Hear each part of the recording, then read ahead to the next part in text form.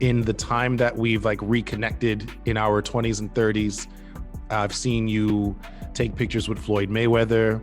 You know, I've seen your brother do some art for Disney, he's painting Maseratis. You've done stuff with Connor McDavid and the Oilers. We've been very, very, knock on wood, fortunate and blessed where we've worked with almost all of the Toronto Raptors plus the organization for individual art, for team organizational arts. My brother was flown out to the Raptors playoff games against the Cleveland Cavaliers when they made it to the conference finals to do some live art activation.